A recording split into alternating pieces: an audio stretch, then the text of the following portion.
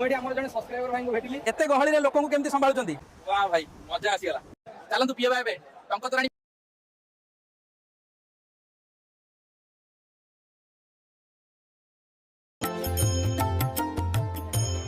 जय जगन्नाथ दर्शक बंधु आपण मानकु रथ यात्रार हार्दिक शुभकामना। दर्शक बंधु मु आसी पहुंची गली बड़दांड रे एबे जगह को देखिया को मन व्याकुल होई उठुची। नना ओली की मोते भी टिके महाप्रसाद दियो। सर एते गहली रे लोक को केमती संभाळुचंदी। सब सेही कालियार लीला। जय जगन्नाथ दर्शक बंधु मु एठी हमर जने सब्सक्राइबर भाई को भेटिली आ मालिके मांकड़ भाई पे गोटे लाइक आ सब्सक्राइब हो। जय जगन्नाथ जय जगन्नाथ। हे प्रभु जगतर नाथ जगन्नाथ तम रथ को देखी मो जीवन आज सार्थक हो गला।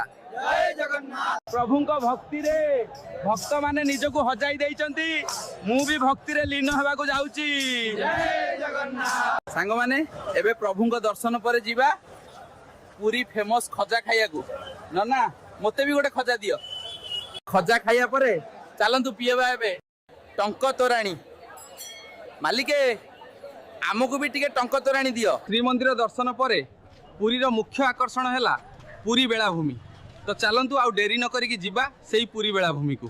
फाइनली पहुंची गली मु गोल्डन बीच रे। देखंतु केते सुंदर दृश्य। वाह भाई मजा आसी गला। दर्शक बंधु एते लंबा यात्रा परे समुद्र लहरी को देखी देह आ मनरे खुशी लहरी खेली जाउची। आपण माने कमेंट रे निश्चय जणांतु कि एई मांकड़र पुरी यात्रा केमती लागिला आ या परे नेक्स्ट कोठी की जीवा। वीडियोटी को शेष पर्यंत देखिथिबारु आपण मानकु धन्यवाद। लाइक आ सब्सक्राइब करिया को भूलिबे नाही। पुणी देखा हवा नेक्स्ट ब्लॉग रे।